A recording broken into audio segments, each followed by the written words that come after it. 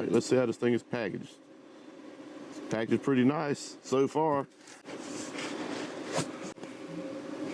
That's nice there. It comes in a little plastic sleeve, and you got your hardware there. Bam. First, we're gonna do some testing with this thing in this video and make sure it's gonna pull the amp hours it's supposed to pull, and it's gonna do everything I'm gonna need it to do before we build it out in a little portable power box, you know, little DIY one. And just to be upfront, Redodo did send this battery to me for free, but they're not paying me for this review, and I can say pretty much whatever I want. So that's what we're gonna do in this video. We're gonna test it out and see how it is. And I'd like to go ahead and start out by saying I like the look of this battery better than a lot of the other batteries. Maybe like my EG4 battery, just all black, you know, it's kind of plain. I mean, this battery is a good looking battery with the design of it. So, I mean, to start out with, I do like that. Of course, the most important thing is if the thing works. So we're gonna go ahead and get this thing charged up. So I have my 12-volt charger here. I'm gonna go ahead and charge it up. We're gonna talk about the specs. We're gonna do some testing on this thing. We're gonna talk about the price and what you might want to use this thing for. And go ahead and stick around to the end, and I'll go ahead and give you a discount code if you do want to pick one of these up, so you can save a little money. Basically, to start out with some of the specs, this battery's rated for like 4,000 cycles, so 10 years plus, you know, depending on how much you're using it. You know, most people are not going to be using this thing every single day discharging, but even if you are, basically 10 years, quite a long time, like most of the lithium batteries now that we're getting, you know, so it's safe to use on most applications. This has a built-in 50 amp hour BMS, so if you're going to be doing something that's going to be pulling more than 50 amp hours, bottom line, you're gonna have to get a bigger battery with a bigger BMS. You know, 50 amp hour for this size battery is perfectly reasonable, perfectly fine. It's something that's gonna be usable. So this battery is basically storing 640 watt hours of power inside. And the cycles I was talking about, the 4,000 cycles are to 100% depth of discharge. If you're doing 60%, that's 15,000 cycles you can do on this battery. So that would basically be over 40 years, you know, if you kept this battery that long, only doing 60% depth of discharge. And it's definitely gonna be well worth the price if it does what it claims to do in the specs, which we're gonna test out now. As you can see, we got the green light, 100% charged. So we're gonna go ahead and take off the covers that come with this. You know, it has some terminal covers. You know, these are M8 bolts basically that you have on the battery. And the battery also comes with a handle here. So when you need to move this thing around, be able to easily move it and fold it down, and it's not gonna be in your way. And basically we're gonna use this little meter here, and it's gonna have displayed on the screen the watt hours for this test. Once we get everything plugged up, I'll go ahead and show you that. And it just started the test. All right, as you can see, all this is basically a little tiny heater. Basically, we got a little heat sink on it that warms up, and then the fans cool it off. And basically it's gonna tell you right on the screen how many watt hours this pulls out. And you can adjust what C rate is coming out of this thing. So you got your little knobs here, and you can basically move that for how many amps that you want to come out. So we're gonna go ahead and get this adjusted where we want it. So basically this knob here makes the big adjustments. This is your small adjustment. So if we're trying to get it right at 10, about 10 amps, you know, that'll give us our right C rate. So we're gonna do the 0.2 C rate to see what we get. And like I said, we got to set it for 10 amps, so basically it's just a 0.2 C discharge rate. So basically at that depth of discharge rate, you should be able to get to 640 watt hours every single time. That's what it's rated for. If you do pull harder, you know, you may get a little less, but this is the rating we're gonna go by and see if the battery actually comes up with the 640 watt hours, because that's all that matters. All right, as you can see, we're still at the 10 amps, but I wanted to show you on here, and you can see it shows the time that it's taken and basically what your current watt hours is that you have coming out and your amp hours. So, you know, pretty good little test. And we're gonna know at the end what we got. I'll go ahead and leave a link for this thing below if you're interested in this tester. And of course, everything else I'm using in the video, the charger, this little test meter, and the battery, I'll have linked up below. All right, just ended. 51.63 amp hours, 648 watt hours. And of course, it's showing the voltage at 0. Test took 5 hours and 10 minutes. Hey, met the spec, looking good. As you can see, hey, the spec was met, 50 amp hours, 640 watt hours, and we exceeded that. So we're gonna go ahead and see that the battery has disconnected for low voltage. So the BMS disconnected the battery, and we're gonna see how long it takes for this thing to start charging when we hook the charger up. But some batteries, when they get down to 0 volts, you know, they'll go in the low voltage protection, and they don't want to come back out on their own. Redodo is supposed to come back on its own, so we're going to see if that's going to happen. So we're just going to get a meter out real quick just to see what the battery is saying, because right when we disconnected it, it was showing 0 on my little test meter. But the voltage is back up to 9.64. All right, both connections tight. We should be able to see right on the light here if it starts charging immediately when I plug it in. Go ahead and plug it in and see what we got. And the light is green, so it's flashing green and red. Right now it's saying 1.3 volts, and it was just showing 9 before I started charging it. That's the one thing I wish this battery did have, is some kind of Bluetooth communication so you can see what kind of protection this went into. Maybe I have to disconnect this charger completely. Right now that is not flashing. I think in the manual it said if it goes into low voltage protection, but you have to wait 30 minutes or something like that to do anything with it for it to come out. But I was thinking it came out automatically because I saw the 9.65 volts or whatever it was right after we disconnected it, so I thought it was fine. Apparently not. So we'll come back in a minute and check it out. All right, so you have to wait. It was at 9.65 volts when I connected the charger. You really have to wait till it's above 10 volts. That's what the manual says. Basically, it's telling you to let it sit there with nothing connected for 30 minutes, let the voltage come above 10, and then you'll be able to charge it. After I disconnected, within like a minute of me disconnecting the charger, the voltage came back up and it's above 10. We'll go ahead and show you what it is, I guess.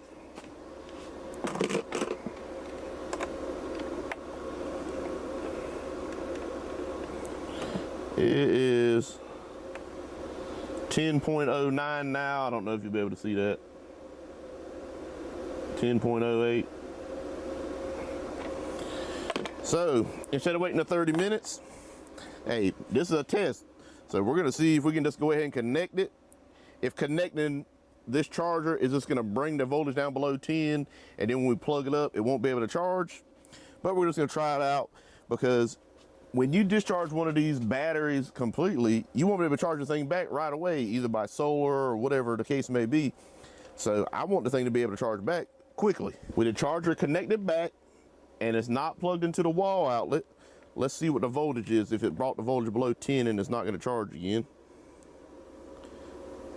Now the voltage is showing 1.2. So I guess hooking this up without it being connected to the wall outlets, bringing the voltage down. So maybe we can disconnect it again.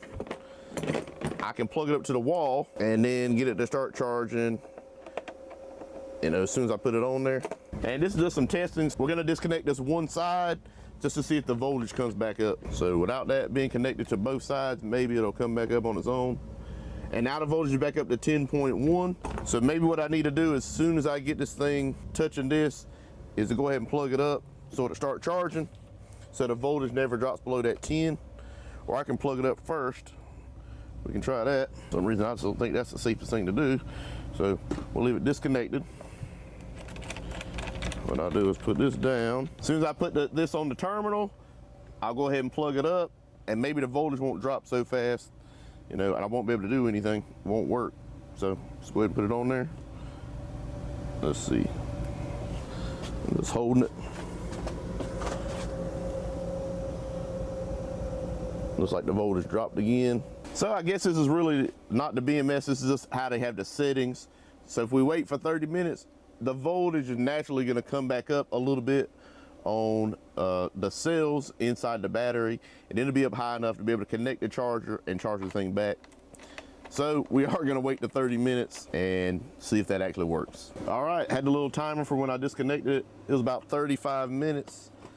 and we'll see what the voltage is. Remember, it was 9.65 right when the test got done. Then it went just above 10 when we kept trying to charge it, and the voltage would drop down to 1. It would go into low voltage disconnect again as soon as we hooked it up to the charger. Now it's at 11.18 volts. 11.18 volts. So it was right. You let it sit for 30 minutes. Now the voltage should be high enough where we can connect everything, go and connect the positive lead back, and get this thing charging. Keep an eye on that charger. Gonna go ahead and plug it up and see if it charges. Let's look at the lights over here, see what we got. Green, and the charger's on because the fan's on and it's flashing red. That means it's charging below 80%. As you can see, the fan's on it. So now start this timer back. Go ahead and hold it down to reset it. Then start the timer and see how long it takes to charge. And I think it should be about an hour and a half. This is a 30 amp charger, maybe an hour and a half, maybe a little more than that, because I think towards the top end it does slow down just a little bit. And with it being at 0 volts, you know, probably be between an hour and a half and 2 hours to charge. So we'll come back in about an hour and a half and see where the battery's at and see if it's fully topped off before we do some more tests. All right, we got a little discharge test we're gonna do, got a little setup. Of course, this battery is a 50 amp BMS in it, so 50 amps charge and discharge. So we're gonna do the discharge test and gonna see how many amps. Basically I have a meter hooked up. We're gonna show you that. Have a heat gun hooked up that can pull more than that 50 amps. Should be at least about, you would think, 60 coming out of this thing, but we're gonna measure it as we do the test and see if the BMS kicks it off. Got a little timer here. We'll go ahead and start once we start the test and see how long it takes for the BMS to kick out if it's over the amperage. All right, let's go ahead and hit it. And we went on ahead and started the timer and pulling 31 amps, still pulling about 30 amps, about 20 seconds in. And of course on this reliable inverter, it's a 2000 watt inverter. All right, we're gonna have to kick on something else. So we just went on and kicked off that heater. Go ahead and reset this time. Let's jump on in and do this test. I got a heat gun that we're gonna do the discharge test with, and I got a little space heater. So we're gonna go ahead and get everything started. All right, I got my meter that's gonna show my amps. I got my little timer. I'll start that once I get everything going. But let's go ahead and get the heater going and see how many amps the heater pulls by itself. So that heater's pulling 20 some amps.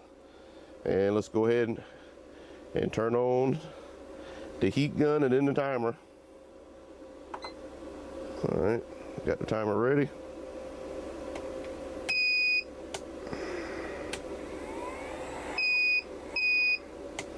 So immediately when I try to start it, of course it kicks out, probably because the inverter is only rated for 2000 watts. So I might have to get one bigger to do a capacity test for this thing to actually overdo it. But we're gonna try it anyway. I'm gonna put the heater on low and let's try that. All right, let's go ahead and kick this heater on low.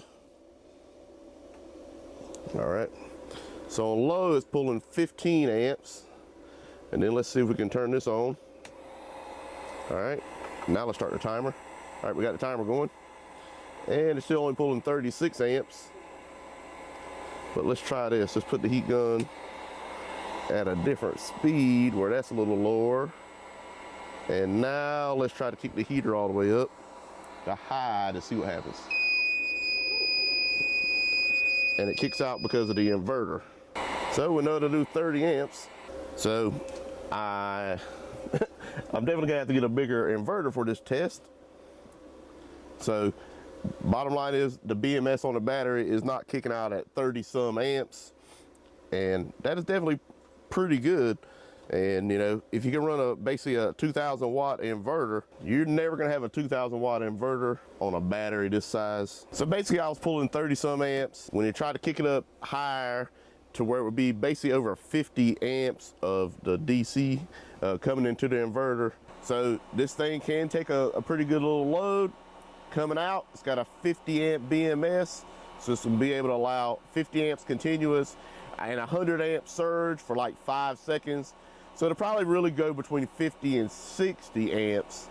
You know, I don't have the meter or anything to do that exact amount coming out because I only have this 2,000 watt inverter. You need something a little bigger, a little different setup, which I might get some in the future if I'll be testing out more 12 volt batteries. So if you do have a 12 volt battery like this, basically what are you going to be doing with it? Let's go ahead and get all this inverter and stuff disconnected, and I'll go ahead and show you some of my ideas and show you what I might do. So basically we got the Redodo 50 amp hour battery. We have this case that I got from Harbor Freight, and I'm going to see if this battery is actually going to fit in here, and we'll make a little DIY solar generator. That's what we're going to work on. Basically what we got is some connectors, basically USB and a power switch, and we have a Best Tech inverter. So we're going to see if all this will fit in there. Basically it's a little 500 watt pure sine wave inverter. This is not modified. All right, as you see, working on getting this DIY power box lined up and set up. Basically I drilled 4 holes in here and put me some USB plugs and a power switch on there. And in the inside, I'm trying to lay everything out. Got the battery, got the 120 volt inverter, got some bus bars, got a solar charge controller, and just trying to see how I want to lay this thing out. Still working on it.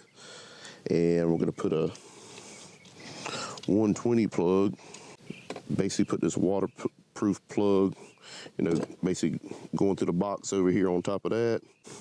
So I'm going to go ahead and get a hole cut in the side for the 120 power.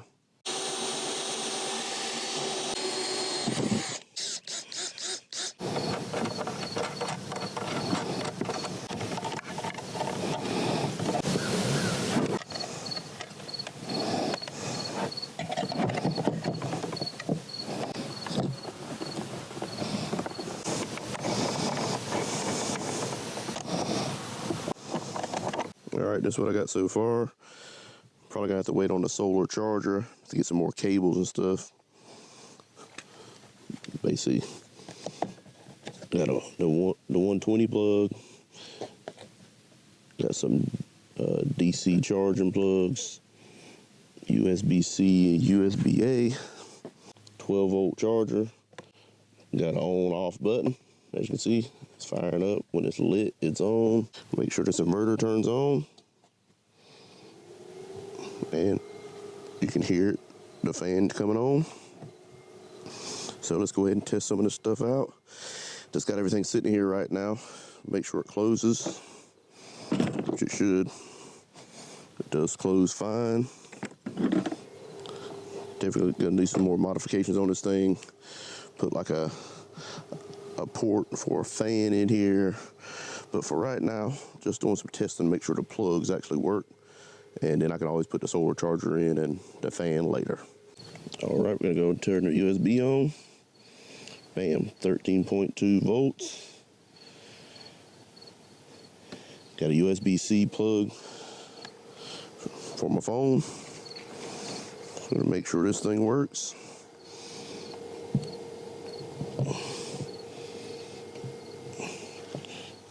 And as you can see, it's charging. This strip here seems to be working. Turn this one on. That one over there is working. They all got a little on-off button on them. Plus I got the on and off for this. As you can see, it turned the phone off. Then turn it on. DC side working, pulling out the battery. Let's check the AC side. So we got this little personal heater. Inverter I have is a 500 watt inverter.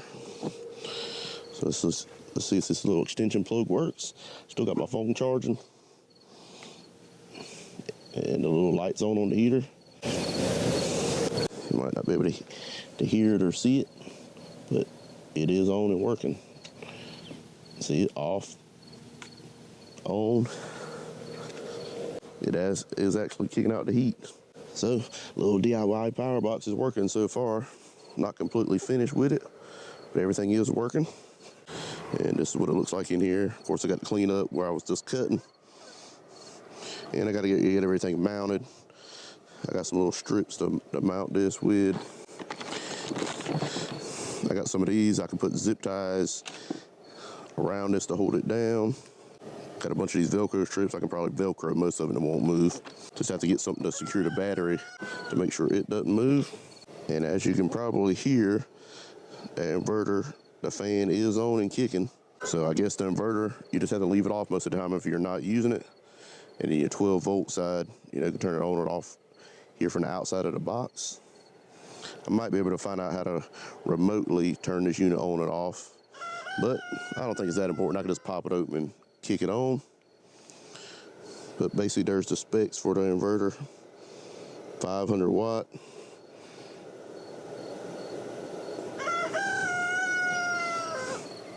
And the battery is sitting on its side, working fine. I think it works in every direction except upside down. But always talk to Redodo and verify that you can put it on its side, you know, whatever battery you do happen to have. But I think that's about all the tests I'm gonna do for this one on this battery. I'll probably do a part 2 on this when I complete this little power box and everything. But the testing part of it, if the chickens will be quiet, the testing part of it went pretty good. I have a discount code below if you want to pick up this battery. And if you pick it up right now, I don't know how long the sale is going on, but there's also another discount going on.